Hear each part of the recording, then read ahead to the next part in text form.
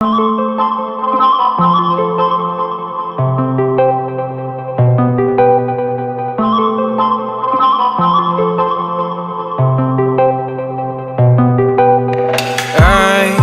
control away the pieces that you gave, betrayed in a way.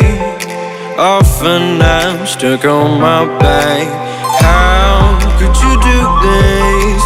We've been through this for a while.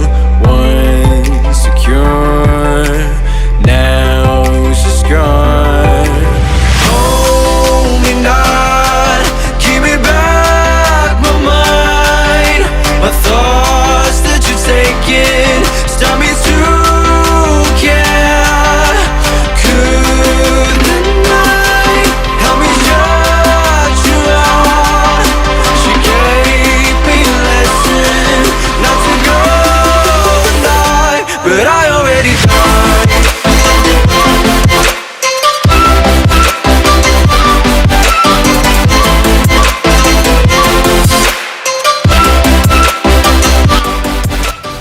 Bismillahirrahmanirrahim. Assalamualaikum warahmatullahi wabarakatuh. Alhamdulillahirabbil alamin. Wassalatu wassalamu ala asrofil anbiya wal mursalin wa ala alihi wasbillahi amma ba'du. Pertama, mari kita panjatkan puji dan rasa syukur terhadap Allah Subhanahu wa taala, berkah rahmat serta hidayahnya kita semua dalam keadaan sehat walafiat. Tak lupa kita curahkan salam serta salam kepada baginda Nabi Muhammad SAW dengan sekurang-kurangnya lafaz Allahumma sholli ala sayyidina Muhammad wa ala ali sayyidina Muhammad. Baiklah, pada video kali ini saya akan menjelaskan mengenai manajemen pembibitan pada sapi perah. Manajemen pembibitan sapi perah. Adapun tahapan dalam pembibitan sapi perah sebagai berikut. Yang pertama, sarana dan prasarana. Yang kedua, cara pembibitan. Yang ketiga, kesehatan hewan. Keempat, pelaksanaan fungsi lingkungan hidup. Yang kelima, sumber daya manusia. Dan keenam, pembinaan dan pengawasan. Mengenai sarana dan prasarana. Adapun sarana dan prasarana yang harus ada dalam pembibitan atau dalam bidang usaha peternakan sebagai berikut. Yang pertama, sarana yang harus ada seperti bangunan. Bangunan ini meliputi bangunan kandang, bangunan gudang pakan, bangunan gudang peralatan, dan lain-lain. Kemudian alat dan mesin peternakan dan kesehatan hewan. Selanjutnya itu bibit, pakan, dan obat hewan. Adapun prasarana yang harus dipenuhi dalam pembibitan sapi perah, yang pertama, letak, lokasi, dan lahan pembibitan sapi perah harus memenuhi syarat sebagai berikut. Yang pertama, sesuai dengan rencana tata ruang wilayah provinsi, harus sesuai dengan rencana tata ruang wilayah kabupaten atau rencana detail tata ruang daerah. Selanjutnya itu letak dan ketinggian lahan dari wilayah sekitarnya, memperhatikan topografi dan fungsi lingkungan untuk menghindari kotoran dan limbah yang dihasilkan tidak mencemari lingkungan. Tidak ditemukan agen penyakit hewan menular. Untuk mencapai tujuan pembibitan, diperlukan cara pembibitan, yaitu mulai dari pemilihan bibit, pemberian pakan, pemeliharaan, pembibitan, dan manajemen reproduksi. Dalam usaha pembibitan sapi perah, diperlukan bibit yang baik. Untuk memperoleh bibit yang baik harus dilakukan pemuliaan dalam satu rumpun atau satu galur. Baik pejantan maupun induk yang dikawinkan berasal dari satu rumpun atau galur yang sama. Pelaksanaan pembibitan meliputi yang pertama adalah pemilihan bibit,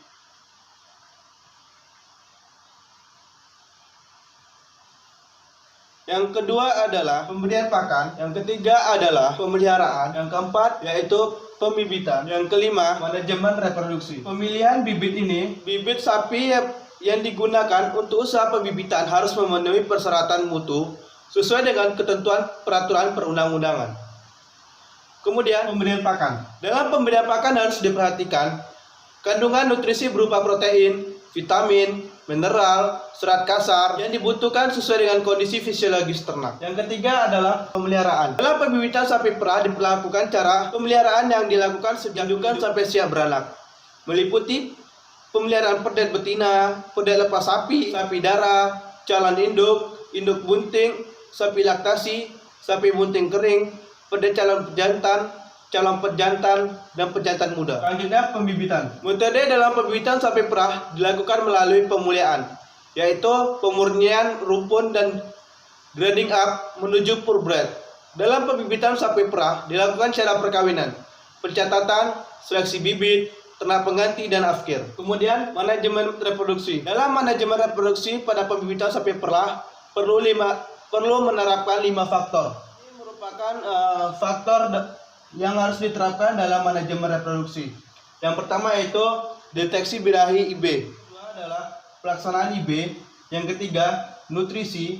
Keempat kontrol. Yang kelima yaitu replacement stock atau ternak pengganti. Deteksi birahi dilakukan untuk menghindari kegagalan perkawinan. Birahi yaitu periode atau waktu ternak betina siap dikawinkan dengan menunjukkan gejala antara lain saling menaiki, penurunan nafsu makan, keluar lendir jernih transparan, dan perubahan alat kelamin bagian luar. Selanjutnya yaitu pelaksanaan IB. Pelaksanaan IB harus memperhatikan kualitas semen, teknik, dan waktu optimum IB. Selanjutnya yaitu nutrisi. Nutrisi merupakan faktor yang sangat erat kaitannya dengan metabolisme tubuh, kesehatan, dan kinerja. Pada sapi perah, nutrisi memiliki pengaruh penting terhadap penampilan reproduksi. Ketidakcukupan asupan energi dapat menurunkan aktivitas reproduksi yang ditandai dengan tidak munculnya gejala birahi atau anestrus. Yang keempat adalah kontrol. Yang dimaksud dengan kontrol di sini adalah kontrol kondisi lingkungan. Kontrol kondisi lingkungan perlu diperhatikan untuk kenyamanan ternak antara lain